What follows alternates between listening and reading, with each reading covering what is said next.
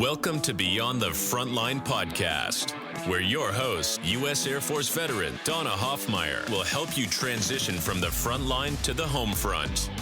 Listen every other Wednesday as we'll bring great conversations, resources, tips, and feel-good stories that will resonate and relate. Now, here's your host, Donna Hoffmeyer. Hey everyone, it's Donna, and we have another fabulous episode of Beyond the Frontline. And this week, we're going to talk about homelessness and what people are doing to help out. And so I have a really interesting guest coming on today, and I'm going to read you his bio. His name is Dale Mullin. He's from a small town in Kansas, currently lives in Florida, and we both agree, I'm from Texas, we both agree that it's way too cold for both of us right now. And if you're all wondering what that is, it's in the 50s and we're chilly, so there you go. He answered the call to serve at age 19. He spent 3 years in the Army, with one of those years as a personnel specialist assigned to Headquarters Area Command in Saigon, Vietnam. He ended up graduating from the University of Kansas, and then he ended up in a 30-year career in Fortune 500 company with Avon Products. And he ended up being, at the end of that, the Global Director of Logistics and Transportation. So after he retired, like many of us and veterans, you'll all get this, and our first responders, when we're done, where we don't feel like we're really done, we need something to do. So much like Dale, he went on and founded a nonprofit down in Naples called Warrior Homes of Collier. And that started in 2014. And so, Dale, it's super awesome to have you here. I was excited when I got the reach out to say, hey, you know, this gentleman is doing some great things and we think he'd be good for your podcast. So you and I talked and we realized we had a lot to talk about. And so I said, great, that's going to be a good podcast. So I'm going to start turning it over to you. I want you to kind of tell me where you started, how you went from all this entrepreneur that led you to the nonprofit. Okay, great. Thanks, Donna, for inviting me on your podcast. And I'd be happy to share with your audience my background and what led me into this venture of providing shelter, housing for homeless veterans here in our county.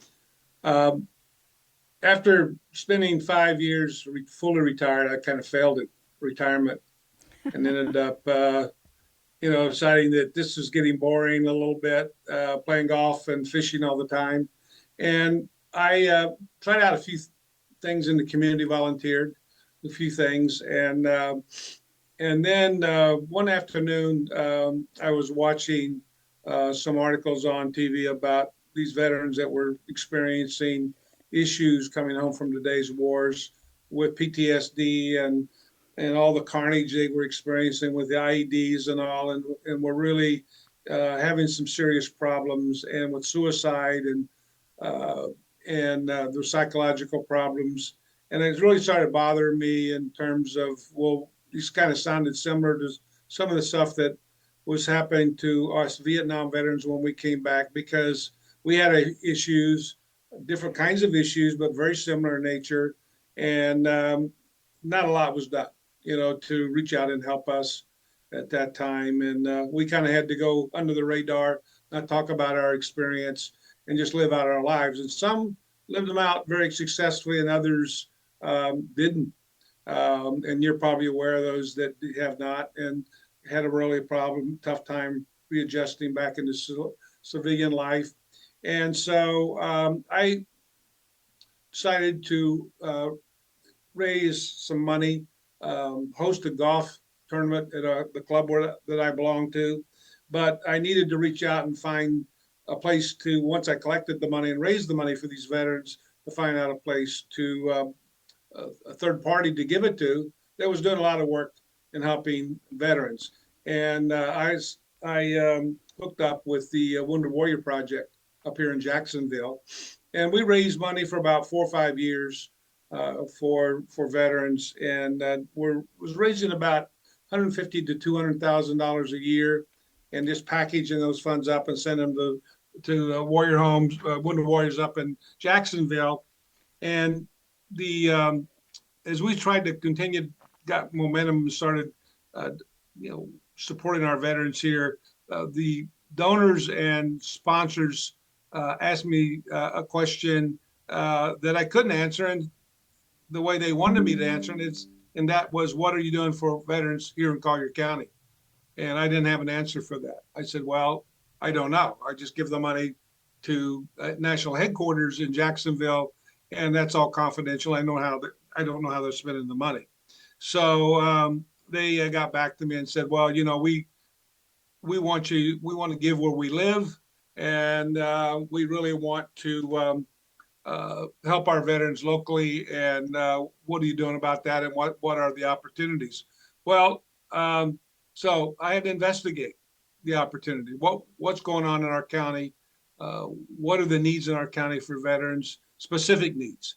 And Florida has the third largest veteran population. It's third to California and Texas. So 10% of our population are veterans, and a large percentage of them, once I found out the demographics of that population, a large percentage of them, which is true across the country today, are Vietnam veterans. And so I met with some organizations that I did some work on, particularly on the mental health side, was where I started because of obviously PTSD and traumatic brain injury. And we still only have one mental health provider here in our county. And I went on their website and looked to see what they were doing, and found out that they weren't doing a lot. I met with them and started talking to them about the needs. And they directed me to a program that they were supporting, and it was called Veterans Treatment Court. And I'd never heard of Veterans Treatment Court because I'd never gotten into problems with in the legal system. So they told me who was running that court, and it was a judge here in Collier County, a circuit judge by the name of Judge Janice Martin. And I met with her and told her what I had been doing, and asked her what the Veterans Treatment Court was all about. And I got caught up to date. And then I asked her in the conversation, what did she need? What was to support her Veterans Treatment Court? And what was missing? And she said, beds. And I said, what do you mean beds? And she said, well, veterans that get incarcerated here in our county, Collier County, that want to participate in this Veterans Treatment Court program, she said, I can't let them out of jail unless they have a place to live. Right. And all of them don't have a place to live. Most of them don't have a place to live. And she said, therefore, they have more time than money, and they just finish out their sentence, which can be up to a year or more. And so she said, a lot of folks have promised to do something about providing beds, but we don't have any. So I went home that night, and that really bothered me to think that I lived in a county that there's a lot of wealth here. There's a lot of philanthropic folks here, charities, that's normal charities that I think most people know about. And I was bothered that there wasn't anything being done.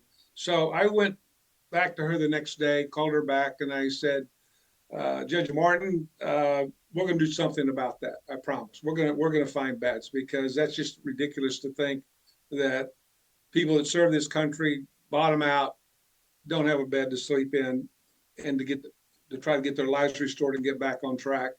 And so within 3 months, we opened our first house, which was a transitional house for veterans with substance use issues.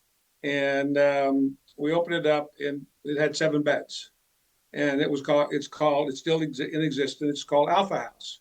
And that's how we got into the housing, collaborated with a number of agencies here in town, because to put veterans or house anybody for whatever reason into housing, you have to put wraparound services, or they will fail. Yes. And right, Yes. they fail. Yes. Like 1,000. I can't scream that loud enough. Yes. I did clinical case management, and I did a lot with mental health, and the failure rate was so high. And I saw it, like, we don't move them from one level to the next. We don't give them that ability, and we don't get the support. And if I knew quickly by the level of support they had, the chance of their success, it's critical to have all those. But we don't live in a bubble.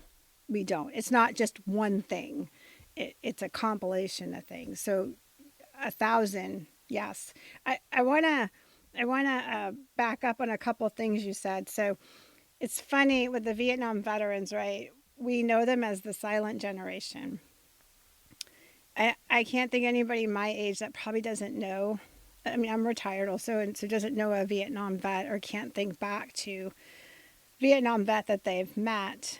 And I don't know anybody that hasn't heard, well, they don't really say much. They don't really talk about it. They don't really, they had to live in silence, right? So scroll ahead, right? And now we do a lot. We try. I don't think it'll ever be enough, but we try to honor and get that help to this generation. We're very purposeful with that, right? Like, you will hear that a lot. Like, Yes. there's a lot of them, but we really need to give back to what we did to our Vietnam veterans, right? And so, but it's interesting what has already been ingrained in them. And I had written this down. I was writing a note as you were talking to the story. I got a call. It was actually from one of my babysitters when my kids were little. And she says, hey, a veteran that lives right next door to me, I think his air conditioning's out. And I said, oh no. She's like, he's living in his garage. We're in Texas. It's like living in southern Florida. It's hot. And he's like, I noticed that there was a bed in his garage. And I was like, okay. I said, well, if you can get me contact information, I can get out there. And I already had 2 different organizations that were saying, we'll help. We will help. It's like, I think he doesn't want to get it because he can't afford it. And I said, we got you. Could not get him to give over contact information. Like, do you have an email address? Oh, yeah. And gave some email address, never responded to it. Phone number? Oh, yeah, here's my number. To voicemail, disconnect. Actually, it was disconnected. So he was struggling. Like you said, it's not one thing. That is not just the AC. If it was just the AC, that AC would be fixed, right? There's probably financial problems, Yes. which means there's probably food insecurities or worse. There's a lot going on with him, but because, and now I'm making a little assumption here, obviously, but that generation did not ask for help because there was nobody to help them, because they just had to come home and shut up, suck it up, and that was the end of it. And so we're seeing that now. Like, why didn't they ask for help? I'm like, because nobody was there to help them. You stop asking after a while. When somebody says, I used to crack up in our old office and be like, oh yeah, nobody's really calling. The phone stops ringing. You got a bigger problem going on, Yes. So Yes. anyways, it kind of like popped in my head. And then the other part is the veteran treatment court. I was super excited when you started talking about that. I've worked with them also. And a lot of these people, like you said, it now becomes like circling the toilet bowl. So they have a financial insecurity, a food insecurity, or whatever, and they don't have housing. They can't find a job, and they have time. It's not good time. They have time on their hands, and then they start getting into despair, and then bad choices get made, and then we're seeing them in the courts, right? And I was shocked. I will tell you what surprised me a whole bunch was when I started attending the Veteran Treatment Court, that the population was way older than I thought.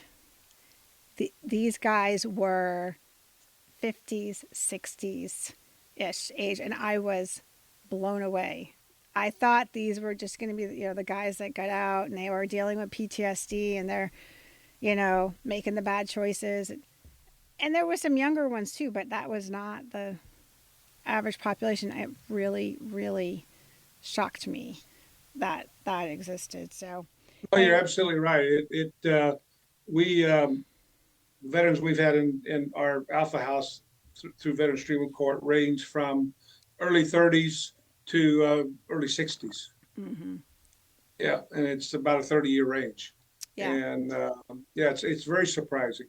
yeah, When we started, we were going to focus on primarily post 9/11 veterans, mm-hmm. but when we got into it, that's what we found. Once we dug in and got into what was really happening out there and who was in the courts, it was a wider age range Yeah, than we had anticipated. So we had to start then kind of readjusting our model to accommodate older veterans because we thought it was all going to be post 9/11 veterans.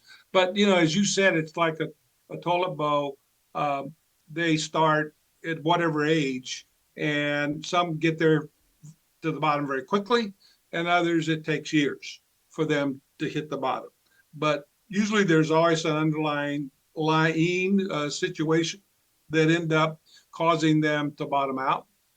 And I find not just Vietnam veterans, but almost all veterans are reluctant to ask for help. mm-hmm. And if you convince them that this is a hand up, not a handout, and be able to counsel them on what you're trying to do for them, they're more likely to engage, and they really do well in these group homes because they understand almost like a barracks and a military mentality where they're now beginning to kind of go back and identify with the group and have a purpose and have a support system, a buddy system. So it really works well, whether it's in any one of our housing units, whether it's transitional housing or long-term supportive housing. And as we begin to make ourselves more available and the public aware of what we were doing here in this county, then we got into long-term supportive housing and started working with other agencies like the VA, St. Vincent's de Paul, Catholic Charities, Salvation Army, and all of them at one point in time come into contact with people in need, whether it's food, whether it's housing, or whatever. So as we engage with them, we started the sphere of influence started spreading out, and we began to find out there were more needs than just the housing, and how do we serve those needs? And they're all important needs, like dental care. Yeah, Veterans that come out of the service, unless it's really connected to an injury, they can't hardly get any dental care from the VA. has to be And 100%. yeah, Yeah, and so we were able to, and we all know that's expensive. That's why the VA doesn't want to get into it, because dental care is expensive. But we were able to get connected with a dentist here that does a lot of that pro bono for us, particularly wow. unless it's very expensive, providing some like maybe partials and dentures where that becomes more expensive, and we help cover some of that cost. Things like transportation. A lot of them don't have any transportation. A lot of them have lost their driver's license for a variety of reasons or can't afford a car. So we provide, when we're helping get them started, we provide Uber service. Nice. We have an account, and we monitor their travel. The travel has to be related to job or treatment, and so we provide them Uber service. And those are two real critical things that right off the bat. And when you start looking at the needs, shelter, it starts with shelter, and then it goes up in terms of the other needs they have that are very difficult to achieve without money. And if you don't provide those services to them in the nexus, talk about food, we can talk about treatment. These are all the things that veterans need to help them get back on track, whether they're 33, and our oldest veteran in our houses is 91 years old. Oh, So wow. our range is from 33 to 91. That as we ventured out, and now we have not only Alpha House, but Bravo Charlie, Delta, Echo, and Foxtrot. So Wow. we have six properties and 39 beds right now. And that's all in It's Naples? all Or in in the Naples. oh wow. So I'm kind of giggling when you said the oldest one was 91. I had I do these monthly breakfasts with the veterans, and I have them in a couple locations. And one day this gentleman just walked in, and he says, "I was out there eating. I was with they was with a group of people." And he said, and I saw this, and I was just curious. I'm like, well, come on in. You're more than welcome. We don't turn anybody away. And he started coming every week, right? Older gentleman. I would say he's probably, I think he's in his 70s. Comes every week. And then we did a bigger event. We had a 4-hour, we call it a round table series, focusing on different topics, right? And we just had it. And he was there. He showed up. He goes, "Oh, Donna, I signed up." I'm like, "Oh, great." And so he came in, he looked at me, he goes, "So what's the topic here today?" No idea, because that's not why he was really there. I mean, he got some info, but he was there for the community, right? He's like, I don't know, I just started coming and people talk with me and we just chat and have a good time and I just keep coming back. And I'm like, well, come on back, right? That could not have summed up the purpose of what we do, like all in one sentence, right? And it was so funny. He's like, "So what's the topic for this?" And it's a 4-hour day. He had no idea. And I was like, "Doesn't matter." I didn't say that. I told him. Had a great time. He's like, "I'll be back for the next one." He comes to every breakfast. That community is critical. Like if you notice how I work with another nonprofit and they do adaptive fitness. And, I hike my butt up there a couple times a week and I go work out with them. I am the only girl in that place, but I don't care. I go work out with them. And they focus on veterans that are, they're injured and they're hurting and they don't think that they can, work out because of the buttload of injuries. But yet they do, right? He's like, I can do this. The guy that runs it is phenomenal. And they modify all these exercises so they can work out. But these people come back because of the community. And while they're there, they get their butt handed to them in a workout. And then they do it because I'm not going to do it, especially if the girl's there. Like, oh, a girl's doing it. I got to go do that, right? So, but they enjoy it. And it's mental health because of the fitness. It's mental health because of the community. And then, sure enough, I'm always there with my ears on, and I'll ask a couple of questions, and then I'll find out issues that are going on, and then a couple of us nonprofits will reach out to each other. Hey, so and so's got this going on. What do we got? And it's very grassroots. It's very low key. We don't come at anybody with suits or anything like that. Right? We just want them to engage.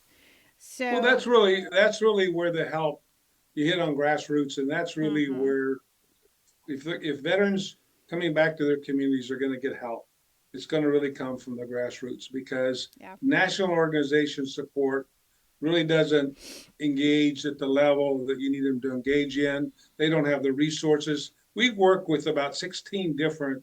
We collaborate with about 16 different organizations here in our county to provide the services because there's a lot of need and one size doesn't fit all. So as you look at each veteran, whether they're 33 or 91, their needs can be different. And you've got to have a lot of collaboration to be able to provide going back to what I talked about before, is the surrounding services around them that they can get what they need, get back on track, get their financials, their legal, their diet, and all that in place, and get it turned around so that it's working for them again, so they can get on their way and get back on track and get their life back on track. How many of them? Because we start seeing this too. It's very funny. How many of them do you see like they start getting on their feet? the issues are starting to clear up, and then they are starting to give back. We have a couple veterans that at any given time, if we needed help, they'll pitch right in, and their comments always Well, the same. they do. Well, we find that Yeah, most of them do. they do. Most of them, Yeah. because of their nature of serving their country. Veterans are big about giving back throughout their life, whether when they come back to their community, whether it's on the private sector, public sector, whatever, going to charity, faith-based organizations or Yeah. whatever. They're always big. They're always there. They're very well. Those outreaches are very well represented with the veteran community. Do you And I have, find, so in each of the houses, do you have a, I'm going to say house mom. That's not what I mean, but do you have a house manager for each house?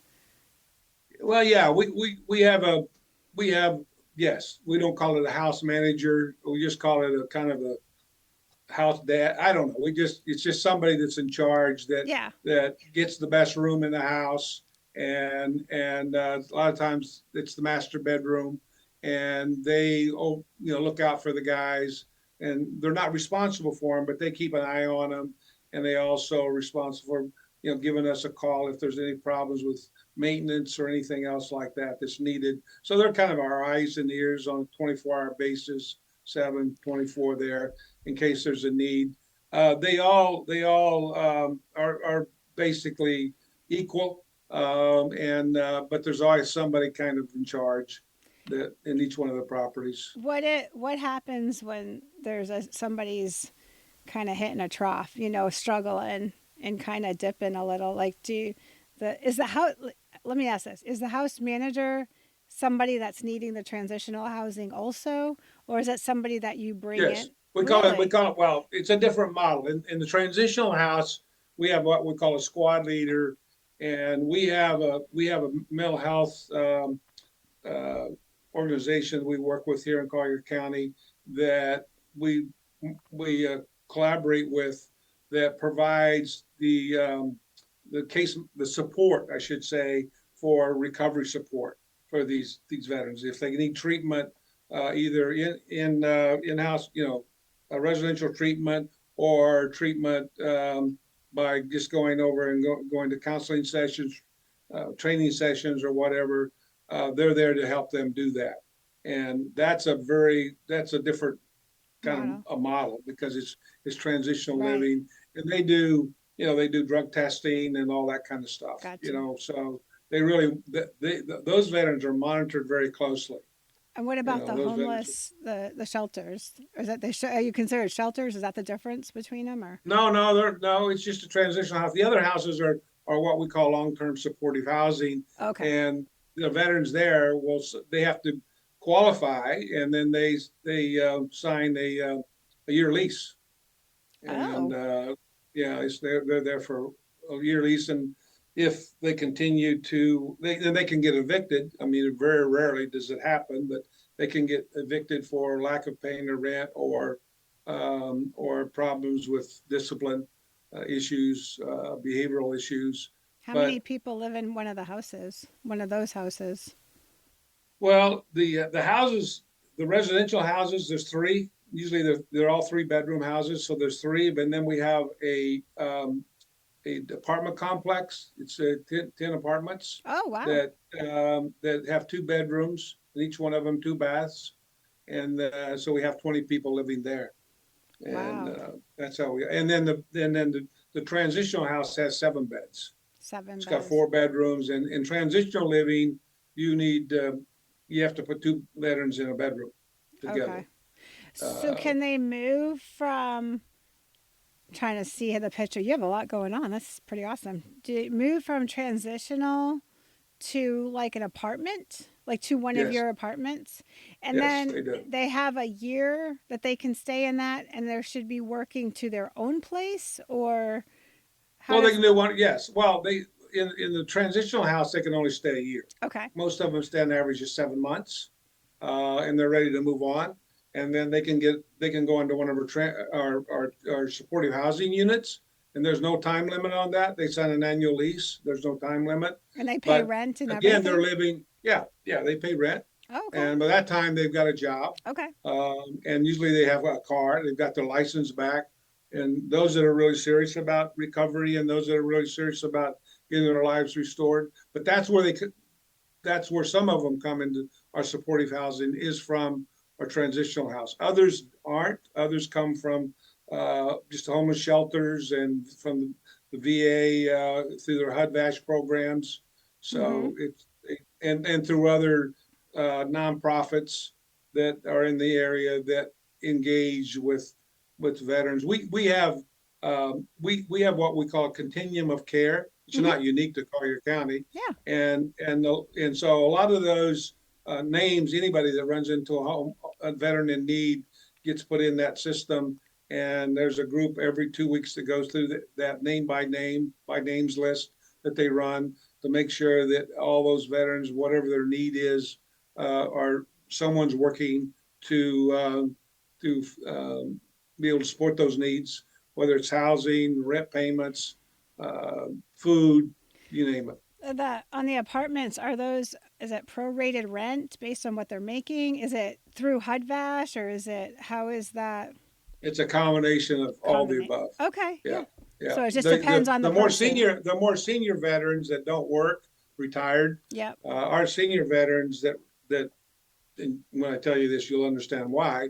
Their income they're on Social Security, right? And their income's averages about $1,200 a month, right? And for those veterans, the formula is we charge them 30% of their gross income. So like a HUD-VASH, then that's similar to what HUD-VASH does, yes, as a percentage of that. Yes. But some people don't qualify for HUD-VASH. Those that qualify for HUD-VASH, then we do the formula. Yeah. So we'll cover part of it, or they will cover part of it, and HUD covers part of it. But you have those that aren't qualified for HUD-VASH. And what happens in those cases? We just charge them 30% of their gross income. 30% on that one, yeah. Yeah. And how long do you see them staying in those apartments? I mean, they stay and stay. It's long term. They stay as long as they need to. There is a turnover for a variety of reasons, but there's a turnover. We just opened that house. We're just 4 years old. Our charity is in housing, so we don't have a long history of people living in one of our houses more than 3 years. So I'll get back to you on that. Yeah. What is roughly your numbers? Like, what's your success rate? Like, how many people do you, when they struggle, and I never want to say fail because I just think that's just not even the right word. But, I used to tell our service members when I worked with them and our veterans, we peak and trough in life. Everybody does, right? But the goal is to make you more resilient so the troughs are not so low. And then you don't shoot way up on those peaks, where those peaks might be because they're drinking and ignoring everything. You know what I mean? Like, we want that nice oscillation of, rough patch happens, but you can hold yourself and get back out of it, right? So with these guys, what do you see the setbacks? Like, do you see a lot of setbacks? Do you see them stagnate a lot? Do you see, like, what is the trends that the ones in our Alpha House, and we call it, our success rate means they stay until they're ready to move on. Right. And that's about 7 months. And that success rate is 82%. That will stay 7 months or longer. Yeah. The ones that usually drop out, they usually drop out within the 90 day. That's pretty standard. Yeah. Rule 30 to 90 days, they'll drop out for a variety of reasons. And everybody's not ready, to really quit. Mm-hmm. And there's a variety of reasons why but usually their heads are not right. Mm-hmm. They really don't put anything into the program to really get their lives back on track. So we feel pretty good about the success rate that we have. usually they move on in different directions. Some of them will move into our current housing. Some of them will move back. Maybe they've uh,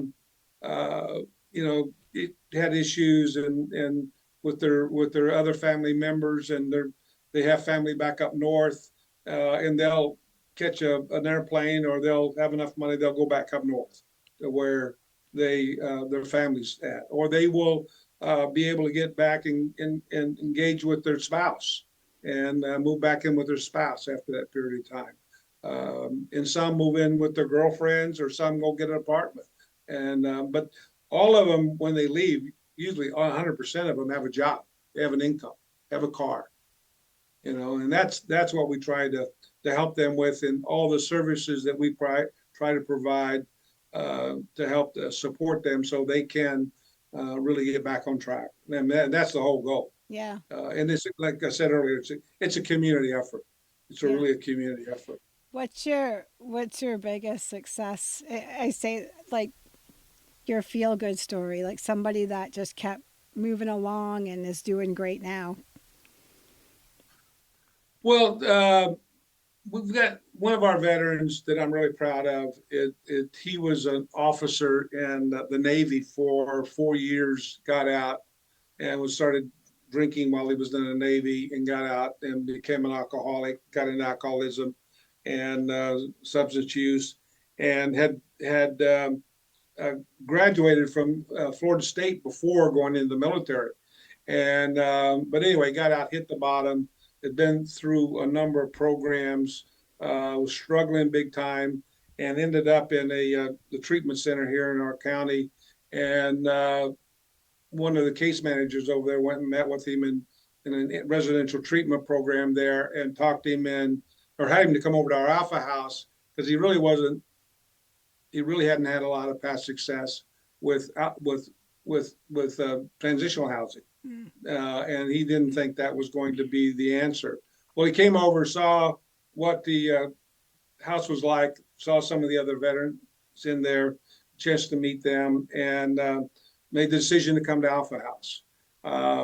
He went to Alpha House for almost a year, then went to our house. It's called Delta House, which is long-term supportive living. Is going to school right now on his GI Bill, and also getting some support from us. And he is, believe it or not, working on becoming his master's degree in counseling, mental health, and drug treatment. And he's got about one more year before he gets his master's degree in counseling.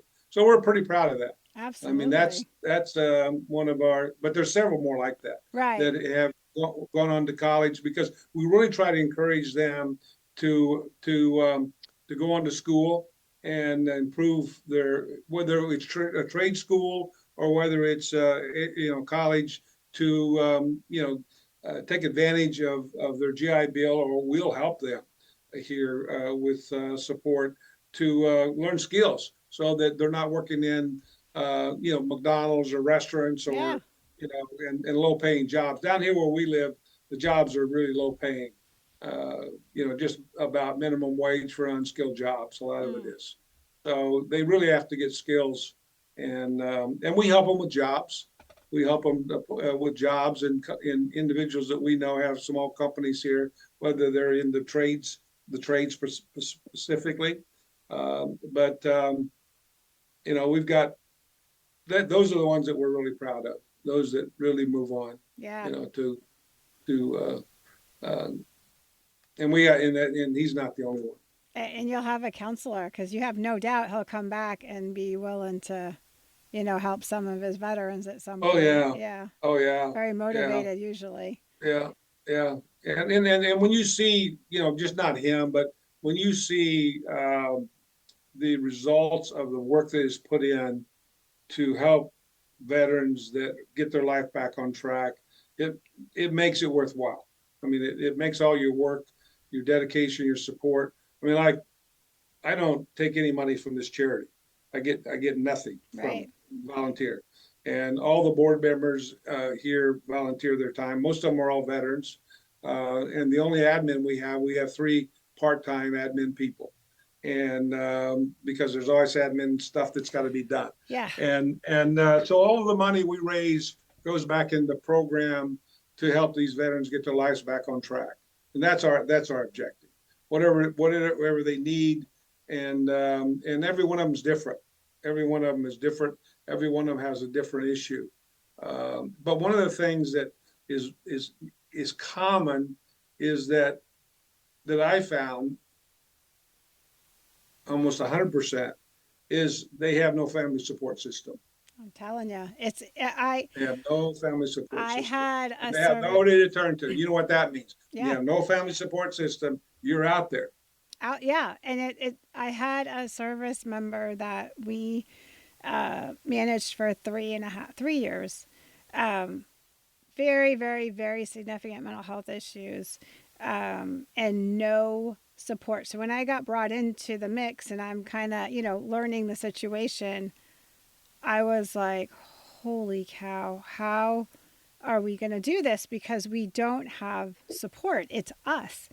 And I counted up over the years, and I bet we brought in and out over 100 people to keep this person going. And I retired in October, and then the following January he passed away from, I say long-term. It was the long route to suicide, but it was cirrhosis and severe alcoholism. And man, what a lesson right there, that if you don't have that support, it does make it difficult. It doesn't make it hopeless. It's not like you can't, but you really got to find your tribe, and your tribe does not have to be blood. We have a gentleman that comes to our workout religiously. And I noticed, like, he was intense. Nicest person, but real intense. So, like, the workout's done, he's doing a little more. And I'm like, huh. And I knew his background. I knew, like, he actually was a biker, like, not motorcycles, but like biked, Something just caught my attention, and I started to talk with him, and come to find out he was the caregiver to his mother that had significant mental health issues going on. And he was not getting any respite on there. And super happy to say they're in a good place now. She got the care she's needed and is eased up on him. But what really sustained him was coming to those workouts and being with the people and talking with them. And they weren't doing anything. They weren't handing him money. They weren't babysitting. They weren't doing any of that. They were just being. And they were just being a sounding board if he needed it, which he didn't say much, It was just me kind of having that feeling. And then I said, hey, let me see if I can get you some resources that might help. And now he comes to breakfast, and he's engaged, and he really enjoys that. And you can see that that's a source of support and stability for him. So, I say all that because just we say, like, if you don't have support, your chances are a lot lower of success. It doesn't mean that you have to have blood relatives. It just means you need good people around you. And sometimes you have to build them. I had one of the veterans say to me not long ago, and it's very typical. And he said to me, I had given up. I didn't think anybody gave a damn.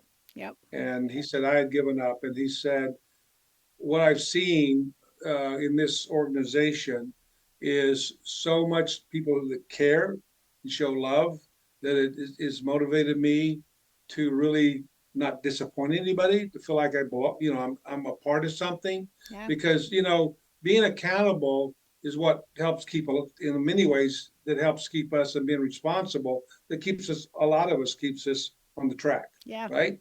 And showing reciprocity and being thankful for those that put out. And we've got a couple of organizations here that really do the nurturing up close and kind of personal with these guys. And that is the Gold Star Moms. And we have this Gold Star Mom organization here in Collier County, and Blue Star Moms.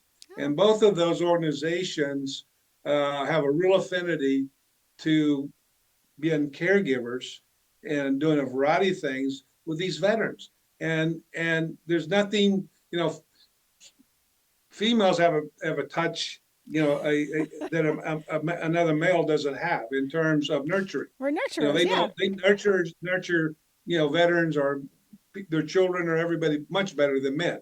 Men just aren't the Well, best it's when funny. it comes to nurturing. It's And those guys need it. I mean, they really, because they but have no family yes, support system. you It sounds silly, but they do need it, and they recognize it, and they bring them.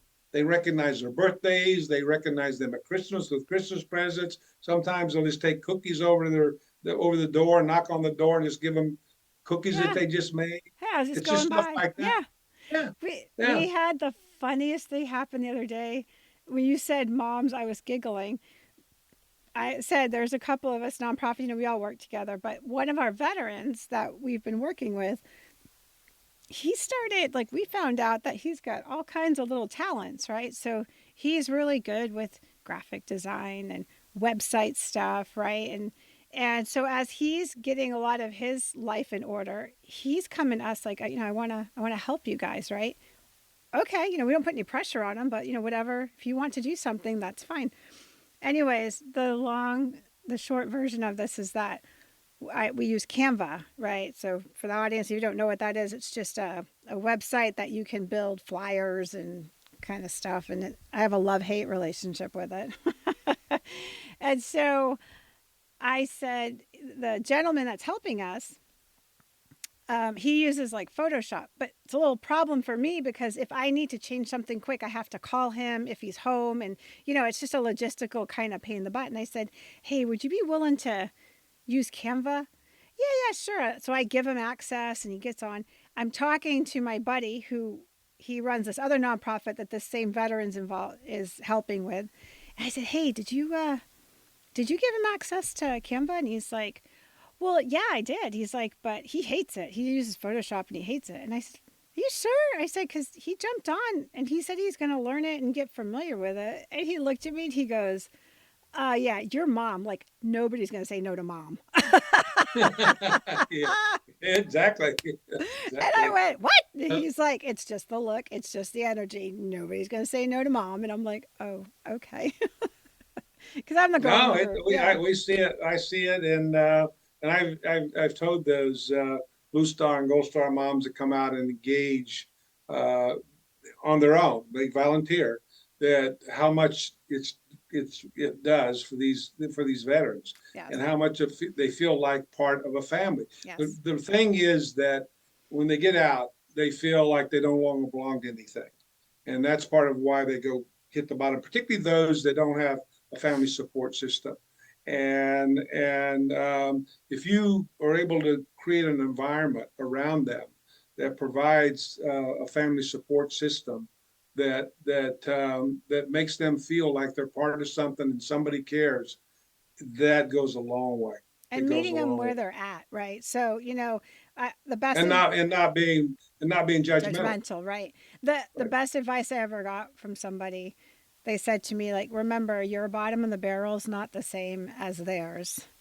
And like, you might reach the bottom and you're like, this is uncomfortable, and you're already scrapping back up, and they may not feel it. And then the other advice, the other piece of that was, and also remember, the bottom also has a basement. I was like, that's really sage advice, like when you think they're the bottom and they're telling you, they will impress you and they'll go dig into the basement. And you're like, wow. So you really have to, one, meet them where they're at. And you said it, when they're ready. You cannot do it any other way. You bring the horse to the, trough, but you can stick their head in it, you can stomp on it. But if they're not going to, drink it, that's that, it's the end of it.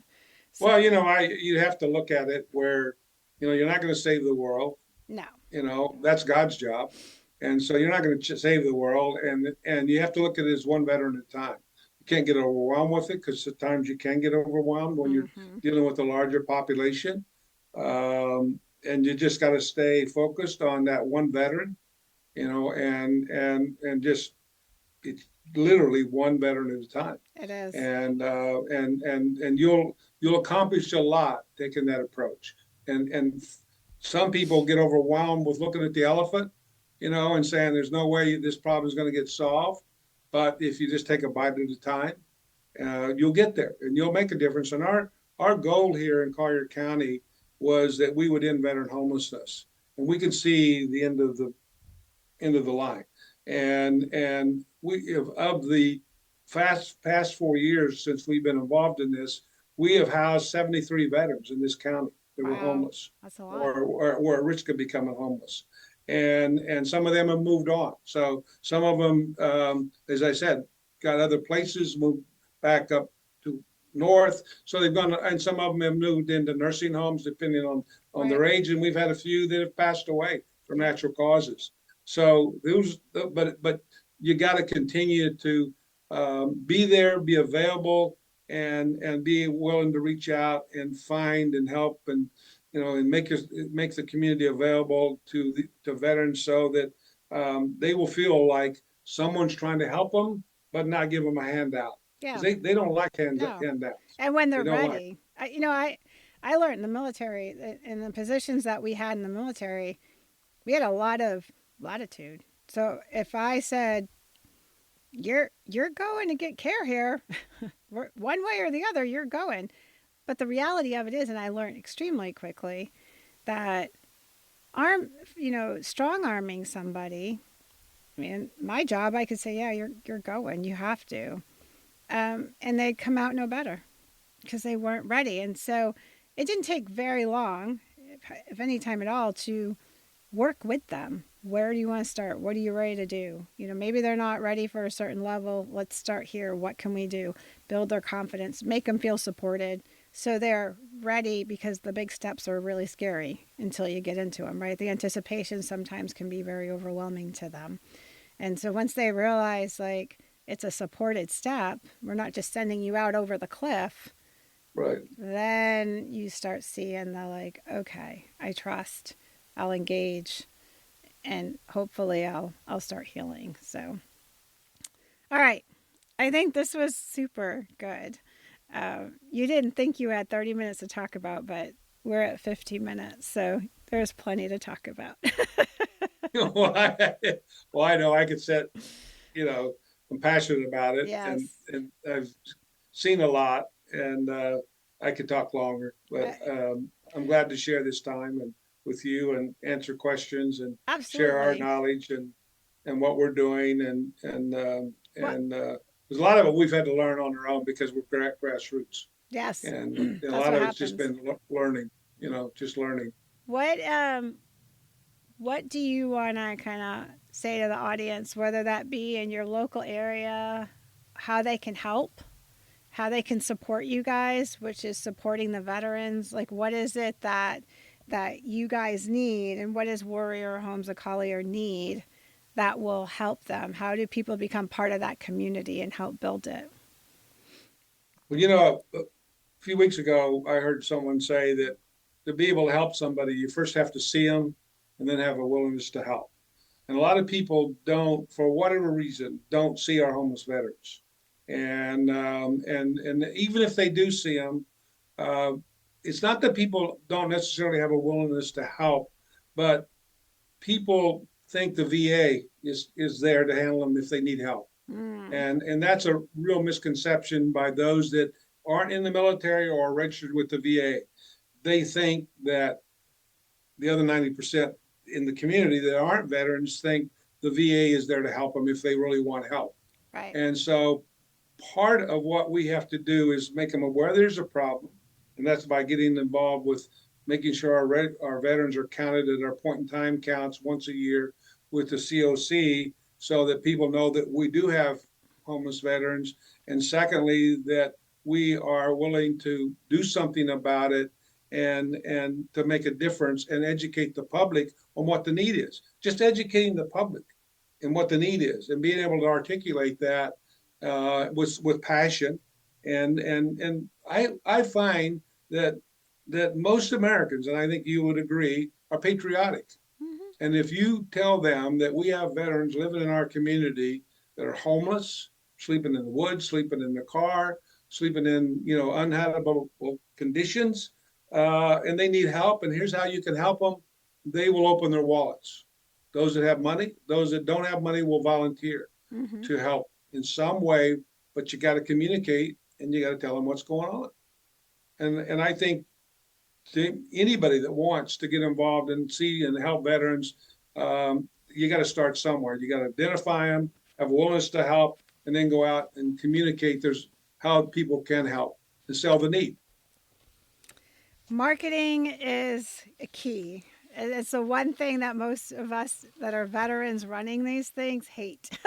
But we all want to be behind the scenes and just want everybody to come. But you're right. You've got to get out and educate. So for those of you that have listened, if you want more information and you want to get a hold of Dale and the Warrior Homes of Collier, you can go to their website, www.collier, which is COLLIER.org, altogether, www.collier.org. And they're on their social media. It's the same thing, www.collier. And go look and ask questions. And they have administrative people, so they'll answer you. They're there to answer questions. And, if you're in that area, walk in the door. Do you guys have a brick and mortar, like a office or anything? Yes, we do. We rent space. Where's We're the that? shared space office. It's in Collier County. It's 3200 Bailey Avenue. There you go. Unit number 199, Naples, Florida. Yeah. Walk in. 34105. Yeah. Yeah. We have an office and small office, but we have an office and a presence here. We don't have a big building because we spend all of our money on housing, not building office space. So we're here. We have a phone number, 239-799-2260. You don't call yourself much. Yeah, I don't call my, like most people don't. Yeah, That's right. the office number. But anyway, Yes, we're available and we're willing to share best practices. We've had people close by within the county or outside the county, I should say, come down and visit us, see what we're doing. We're happy to share best practices, what we're doing. Yeah, there's and room for help other everybody. communities. Yeah. Well, anybody that's willing to help a veteran, I'm all in. Yeah. Particularly if they're not trying to make a profit off of them. If you're trying to make a profit off of them, I really don't have time to talk to you. Yeah. There is those. And here's the bottom line is that if you walk in the door, and especially the people that are like, hey, I'm going to start a nonprofit. And a lot of us in the nonprofit world are like, stop, wait, look around first. Because although there is room for everybody, and I don't think any of us would negate that, having the same thing repeated over in the same areas, in the same locations, just come together, work together. They've got all this going on. Starting a whole other one, costly. You know how much it costs, right?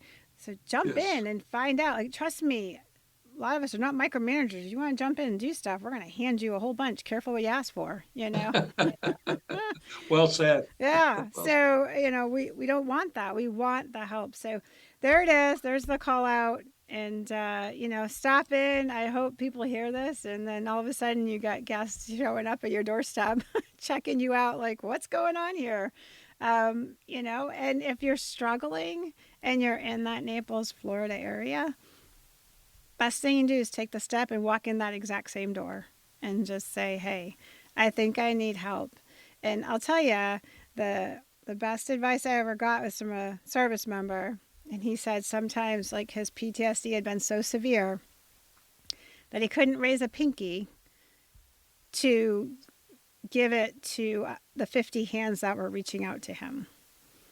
And so, for the audience, the civilian audience, or the audience that's just not aware, it can get that significant, the 22 a day, I hate to say, but the last numbers I had heard, which was, I don't know, this is probably like 8 months ago or so, it more like 31. It like didn't go the right direction. And everybody's like scratching their head, like, I don't understand. Well, I do. It starts with the grassroots. It starts being valued, being seen, and having a purpose. And that's what these guys are doing. That's what Dale's doing.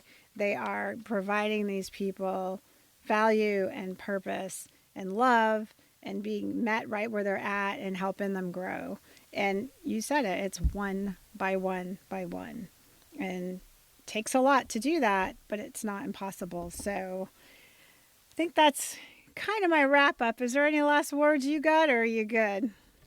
No, I'm good. I think we have given the audience a lot to think about. And certainly, if there's any interest in follow-up, we're here to answer any questions. All right. Yeah. All right, everybody, I'm going to wrap this up. So from all of us here at Beyond the Frontline and our parent podcast, is Coming Home Well, we love for you guys to share this information. We do all this voluntarily for free. And all we want is to get the information out to people. So do all the cool things that my kids tell me you're supposed to do, like, share, smash buttons, talk about it, comment on it. The more we get this word of mouth out, the better off we're going to be. And the more resources that our veterans and first responders and their families all get. So from all of us here to all of you, we hope you have a great week. Thanks for listening to Beyond the Frontline, a podcast of Coming Home Well. Join us every other Wednesday. And if you enjoyed this episode, please share it with others, post about it on social media, or leave a rating and review. Thanks again. And until all are home and all are well.